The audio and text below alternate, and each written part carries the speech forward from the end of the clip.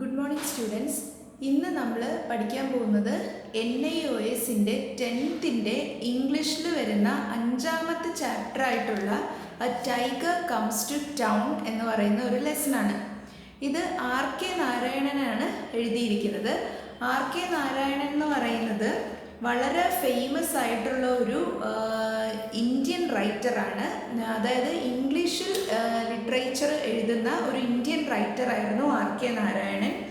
അപ്പോൾ RK നാരായണനെ പറ്റി ആദ്യം നമുക്ക് കുറച്ച് കാര്യങ്ങൾ മനസ്സിലാക്കാം.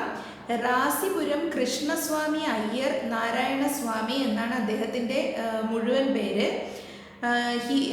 അദ്ദേഹത്തിൻ്റെ വളരെ ഫേമസ് ആയിട്ടുള്ള ഒരു നോവലാണ് മാൽഗുഡി ഡേയ്സ്. ഈ മാൽഗുഡി ഡേയ്സ് എന്ന് പറയുന്നത് ദൂരദർശനിൽ ഒരു സമയത്ത് സീരിയലായിട്ട് അല്ലെങ്കിൽ സീരീസായിട്ട് പ്രദർശിപ്പിച്ചിരുന്നതാണ്.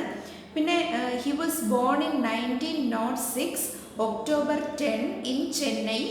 He passed away in May 13, 2001. And he has received Filmfare Award for Best Story. അതായത് നല്ല തിരക്കഥയ്ക്കുള്ള ബെസ്റ്റ് ഫിലിം അവാർഡ് അദ്ദേഹത്തിന് കിട്ടിയിട്ടുണ്ട്. പിന്നെ പത്മഭൂഷൺ, പത്മവിഭൂഷൺ ഇങ്ങനെയുള്ള അവാർഡുകളൊക്കെയും RK നാരായണന് ലഭിച്ചിട്ടുണ്ട്. അപ്പോൾ ഈ കഥ എന്ന് പറയുന്നത് അദ്ദേഹത്തിൻ്റെ ഒരു നോവലായ a tiger for Malgudi. A tiger for Malgudi എന്ന് പറയുന്ന അദ്ദേഹത്തിൻ്റെ വളരെ പ്രസിദ്ധമായിട്ടുള്ള ഒരു നോവലിൽ നിന്ന് എടുത്തിരിക്കുന്ന ഒരു ഭാഗമാണ്. അപ്പോൾ ഈ ലെസൺ നിങ്ങളുടെ ടെക്സ്റ്റിൽ 2 പാർട്ടായിട്ടാണ് കൊടുത്തിരിക്കുന്നത്. അപ്പോൾ നമ്മളിപ്പോൾ പഠിക്കുന്നത് പാർട്ട് 1 ആണ്.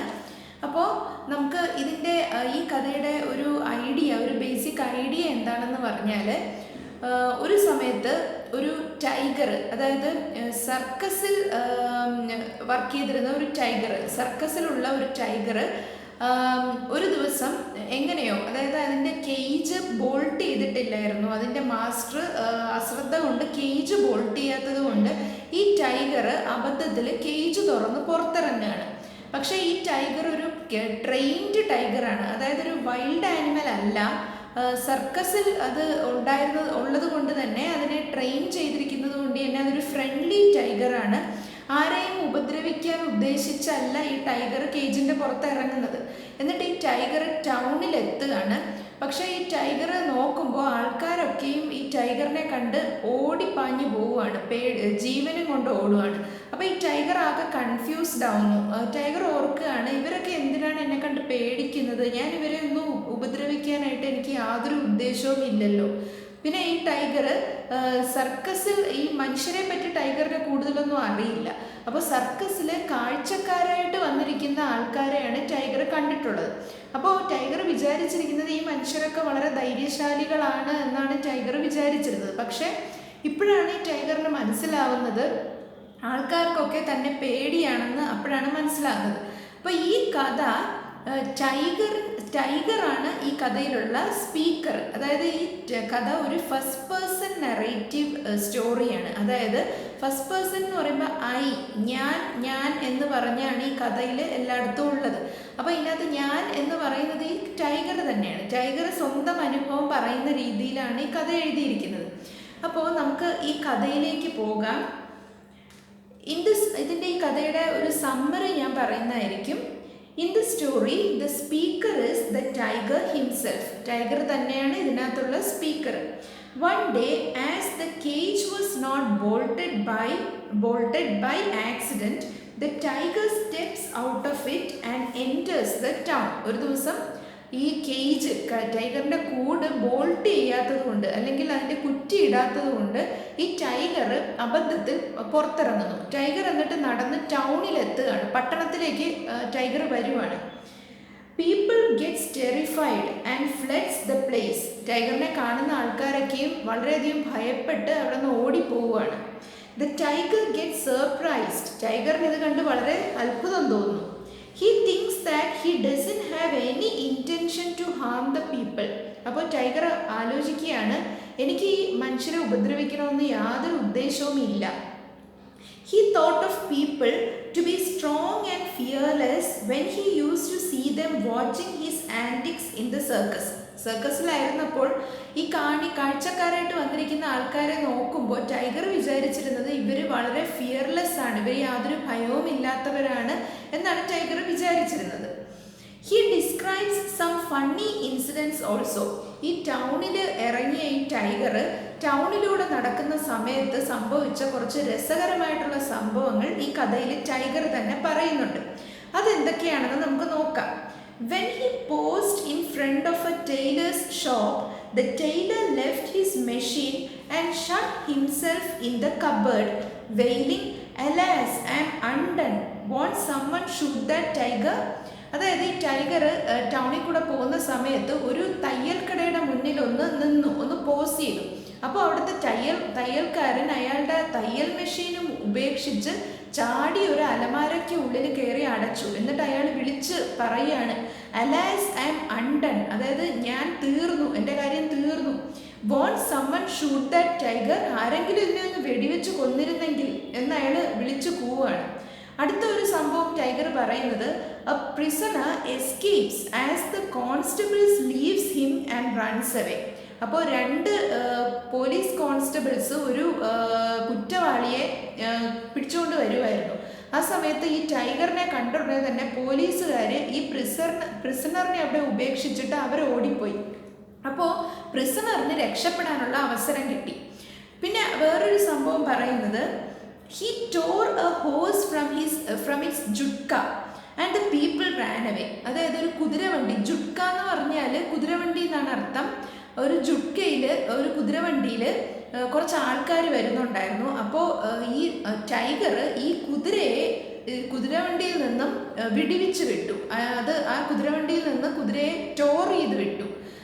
കുതിരവണ്ടി അതിൻ്റെ ചരട് പൊട്ടി, അതിൻ്റെ ലീഷ് പൊട്ടി, കുതിര രക്ഷപ്പെട്ടു.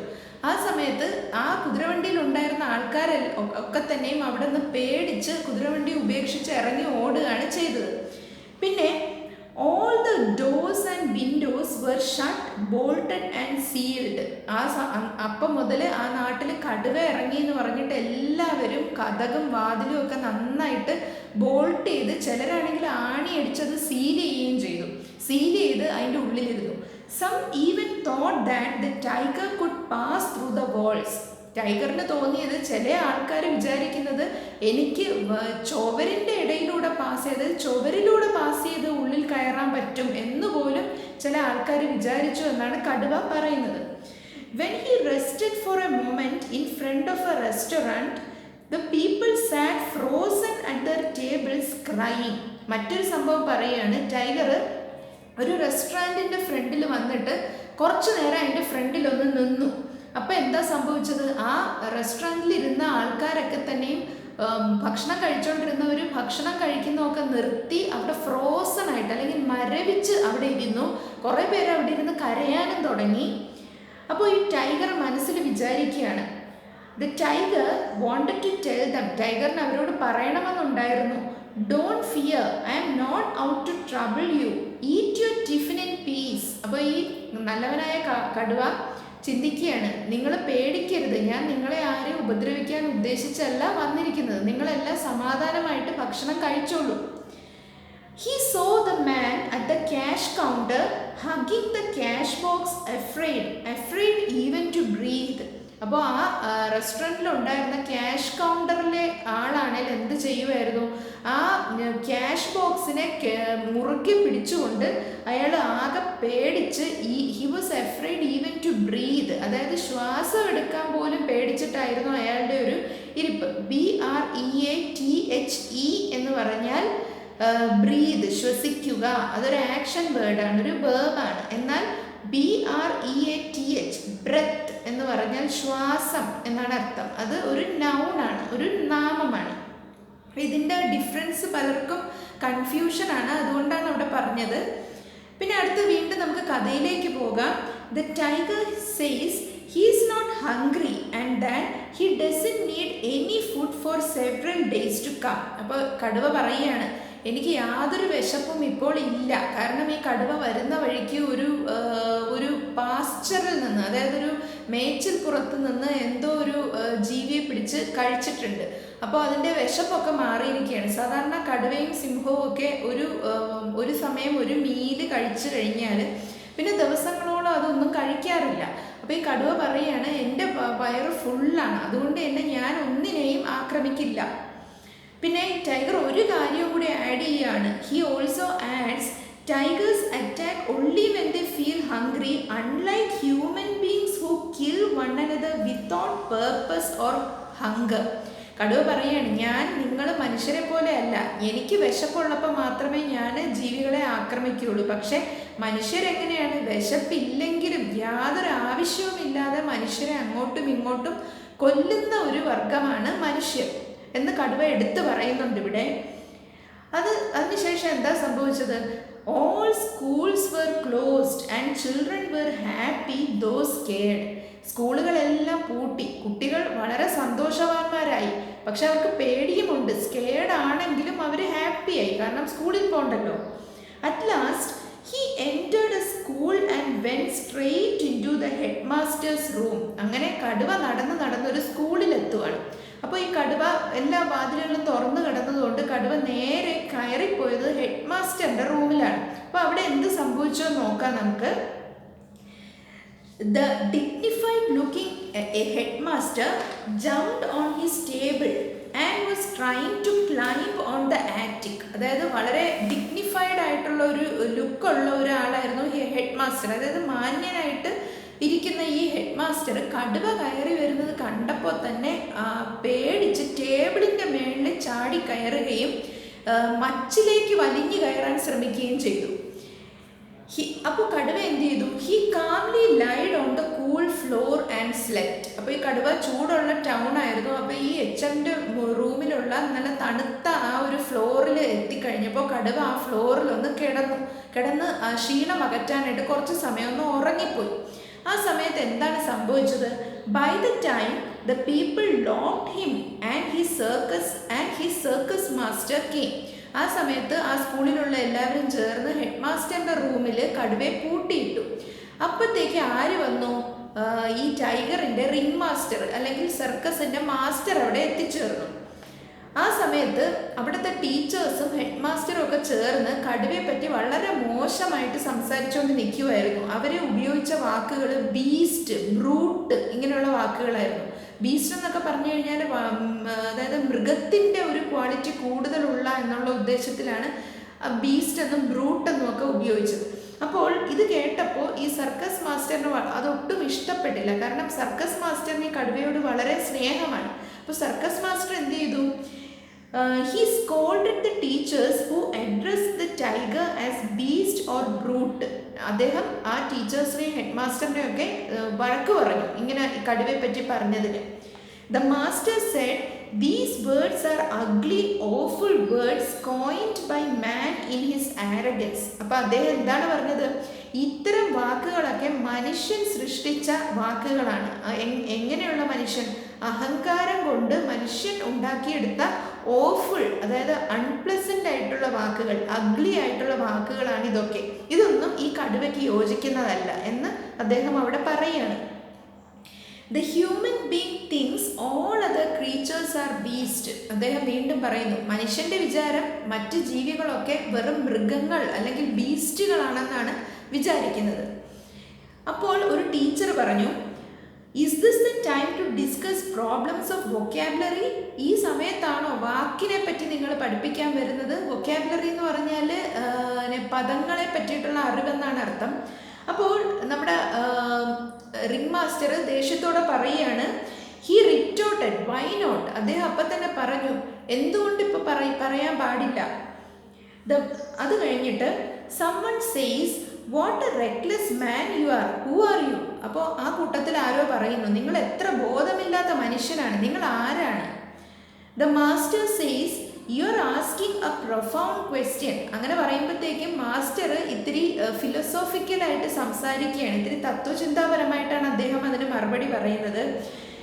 ഇതൊരു പ്രൊഫൗണ്ട് ആയിട്ടൊരു ക്വസ്റ്റ്യൻ ആണ്. നിങ്ങൾ ആരാണ് എന്നുള്ളത് ഒരു അഗാധ അർത്ഥമുള്ള ഒരു ക്വസ്റ്റ്യൻ ആണ്. I have no idea what I am. All my life I have been trying to find the answer. അദ്ദേഹം പറയുകയാണ്, എനിക്കറിയില്ല ശരിക്കും ഞാൻ ആരാണെന്ന്.